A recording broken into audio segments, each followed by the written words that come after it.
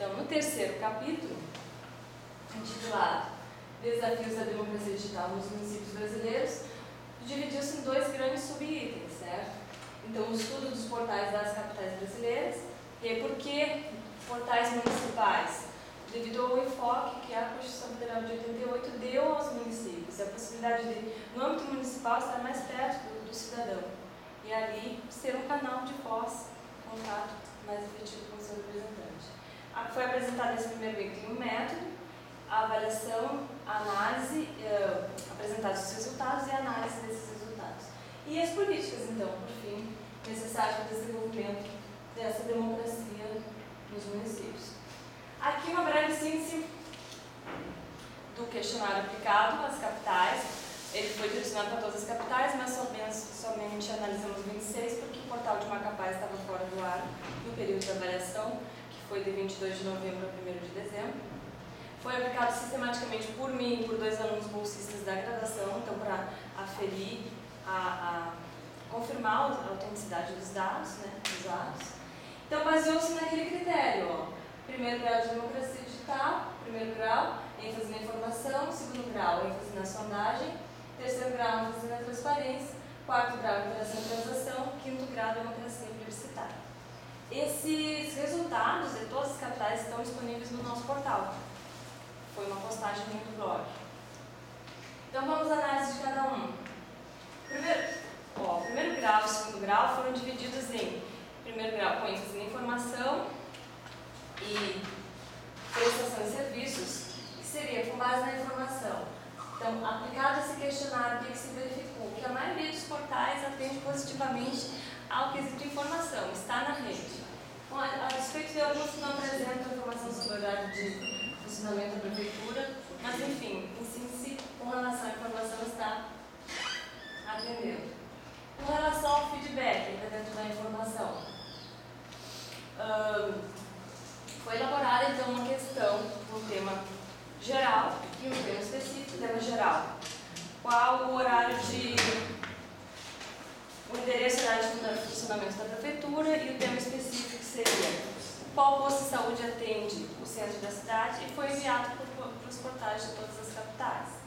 Por espanto, porque o e-mail é uma ferramenta de comunicação hoje em dia de primeira ordem, né? Apenas 5 das capitais voltaram, responderam a questão do tema geral no primeiro dia, e apenas 3 do tema específico no primeiro dia. A maioria não retornou, certo? Com relação ao feedback.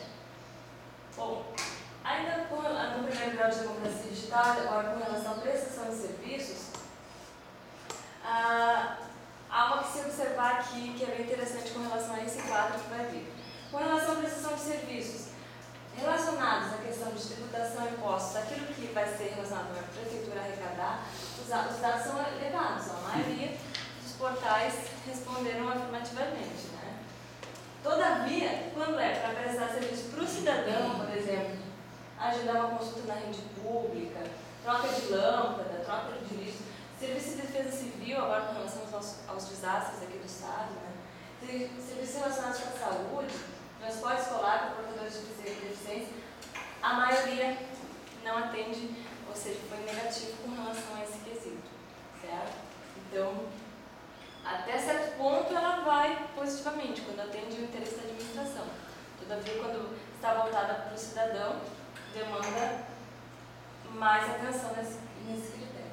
O segundo grau também se dividiu em 2 análises: inclusão digital e sondagem de opinião. Com relação à inclusão digital, todos se atenderam positivamente.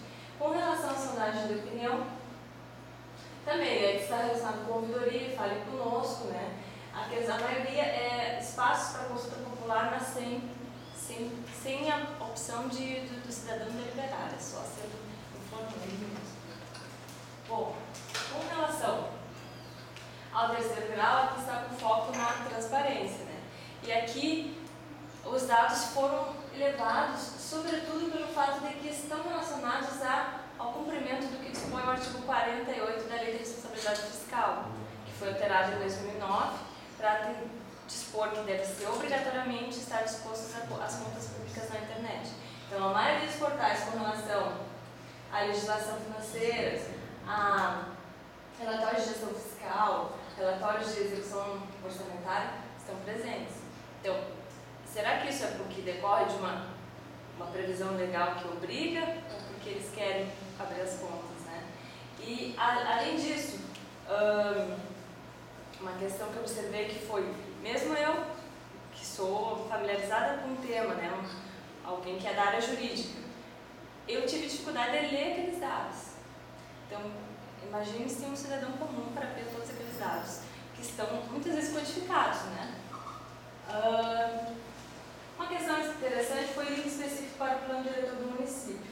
A maioria deles possui a legislação. Agora, a presença dele na página inicial, o plano diretor do município, como nós vamos ver mais para frente, ele é um dispositivo que ele serve para o cidadão estar mais perto do seu representante, na medida que, de acordo com o que prevê o Estatuto da Cidade, o plano diretor do município deve ser revisto de tempo em tempo com a participação da sociedade. E ele não é um dispositivo que esteja dentro, pelo menos no período analisado, na maioria das capitais, somente foi verificado em inglês. Com relação ao quarto grau, alteração e visualização, aqui a maioria foi não, né? Que seria de baixo para cima, porque essas questões aqui foram analisadas com base no relatório, foram extraídas com base no relatório da ONU de 2010 de governo eletrônico. Então, download de upload de formulários foi elevado aqui 16, porque se refere, posso enviar dados para a prefeitura, mas se refere aqui à nota fiscal eletrônica. Então, ainda com relação ao caráter fiscal, né? Não é o cidadão enviando algum outro dado, informando, por exemplo, uma obra pública que não foi acabada. Não tem nos portais não foi verificado isso. Outros meios de comunicação bidirecional. Então, usar aí a questão das redes sociais. Ainda que estivesse presente o Twitter, né, em 20 portais, a maioria não é para interação e transação.